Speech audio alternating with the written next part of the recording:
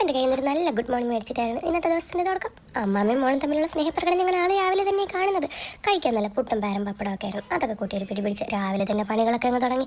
മിഷനിലിടാനുള്ള തുണികളെല്ലാം കൊണ്ടിട്ട് കുറച്ച് നല്ല പാട്ടും പ്ലേ ചെയ്ത് റൂം അങ്ങ് ക്ലീൻ ചെയ്യാൻ തുടങ്ങി. ജനലുകളെല്ലാം തുറന്നിട്ട് കൈയോടെ അങ്ങ് അടിച്ച് വരാമെന്ന് കരുതി. അപ്പോഴാണ് ഞാനൊരു കാര്യം കണ്ടത്. ഫാനിൽ അപ്പടിപ്പൊടി.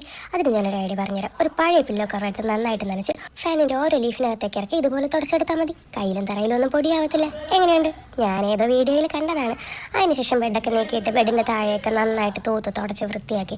ഡസ്റ്റ് അലർജി ഉള്ളതുകൊണ്ട് പൊടി സൈഡിൽ കൂടെ പോയാൽ മതി. അപ്പം തുടങ്ങും തുമ്മലും ചീറ്റലും. പണ്ടൊക്കെ ഡസ്റ്റ് അലർജി എന്താണെന്ന് പോലും എനിക്കറിയില്ലായിരുന്നു. പക്ഷേ ഇപ്പോൾ ഇതെന്നെ കൊണ്ട് പോകുമെന്ന് തോന്നുന്നത്. റൂമിനകത്ത് നിറയെ പൊടിയായിരുന്നു. നമ്മൾ കാണാത്ത ഏതൊക്കെ സ്ഥലങ്ങളിലായിട്ടായി പൊടിയും ചവറും ഒളിഞ്ഞിരിക്കുന്നതെന്നാണ് ഞാൻ. റൂമിൻ്റെ ഫ്ലോറും കൂടി അങ്ങ് തുടച്ച് കഴിഞ്ഞപ്പോഴത്തേക്കാണ് മനസ്സിനാകെയുള്ള ഒരു സമാധാനം കയറിയത്. ബെഡിൽ പുതിയ ബെഡ്ഷീറ്റ് വിരിക്കുമ്പോൾ കിട്ടുന്ന സുഖം, ആഹാ, അതൊരു വല്ലാത്ത സുഖം. തീർന്നില്ലല്ലോ പണി.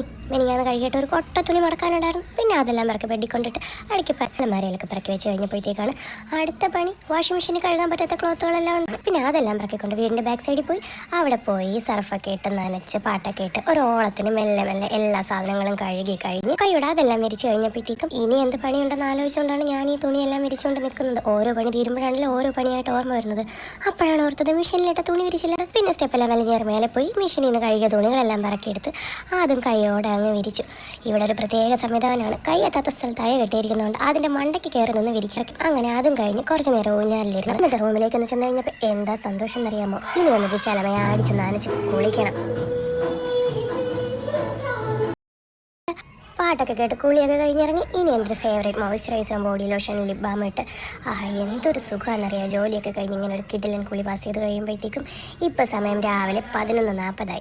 ഇനി സമാധാനത്തിൽ കുറച്ച് നേരം റെസ്റ്റ് എടുക്കാം. എന്താ